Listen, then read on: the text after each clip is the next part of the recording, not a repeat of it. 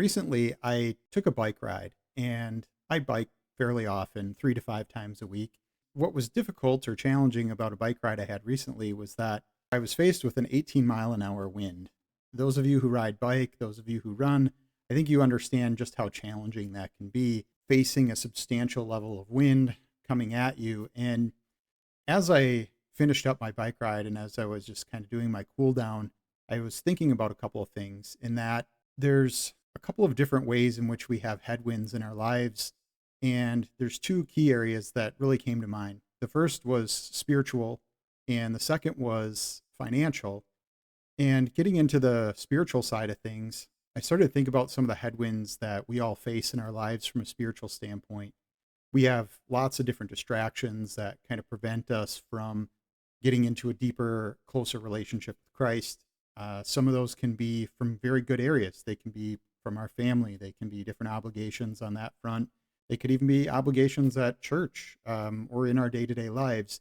But what we have to do is kind of look at, how can I adjust my schedule? How can I think of things differently in my life to try and turn some of those headwinds into tailwinds? And one of the ways that we've found to be able to do that recently was to have a family prayer night. And even though it's only a couple of weeks in, just seeing a lot of fruit from that and a lot of benefit in our lives, and feel like that's one area where we can take some of the challenges that we face and turn what could be a headwind, meaning trying to get quality time with the family, and turning that into a tailwind in our lives spiritually where we can connect the two. One of the ways that I've found that's really helped me be able to begin to develop more of a spiritual tailwind has been starting my day just spending time with the Lord. Shortly after I get up, reading my devotional, spending some time just praying and really listening to the Lord. Those things are really critical. And I would challenge anybody who's maybe facing some of these spiritual headwinds, spiritual challenges, to really make an effort to put the Lord first in your life. And I would be willing to bet that you start to see some of these headwinds begin to dissipate and it feel more and more like a tailwind. Secondly, there's also the aspect of a financial headwind. And I think this is one that a lot of people face on the day to day that a lot of times don't even know it, in that we have a lot of things that are preventing us from moving forward and achieving a lot of the goals that we would like to attain in our lifetime.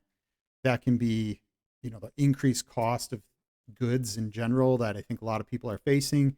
It can be some of the debts that we may have incurred that we now have to deal with and take care of. However, as Nelson Nash pointed out in his book, Becoming Your Own Banker, there's a way to be able to take some of those headwinds and turn them into a tailwind when we think about things differently.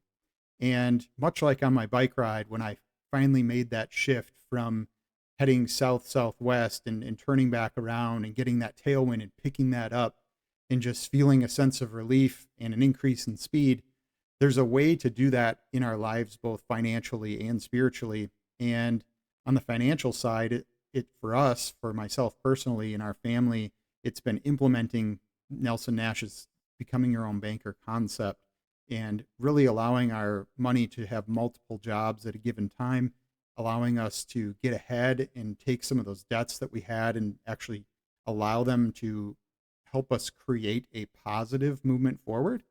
And there's a lot of different ways, different applications that can happen for individuals, but it's really important to kind of think about how you could restructure or reposition some of the ways that money flows in and through our lives in a different manner that would allow us to take some of those headwinds that we face financially and begin to turn that direction so that they become more and more of a tailwind as opposed to a headwind.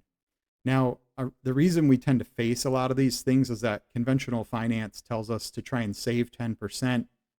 And we're trying to save and put a lot of velocity around this 10%, trying to get it to increase all the time. But the reality is, yes, we should try to do the most with what we have.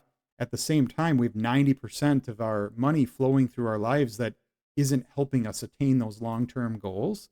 And that's really what the infinite banking concept is all about, how Nelson highlighted that on page 18 of his book, Becoming Your Own Banker.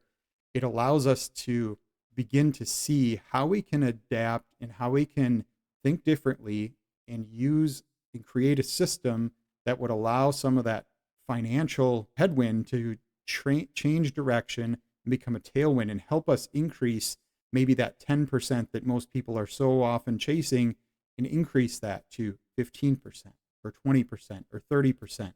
There's ways to make that happen. So just a couple of thoughts that I had that I wanted to share, and I hope that they were beneficial for you. Talk to you again soon.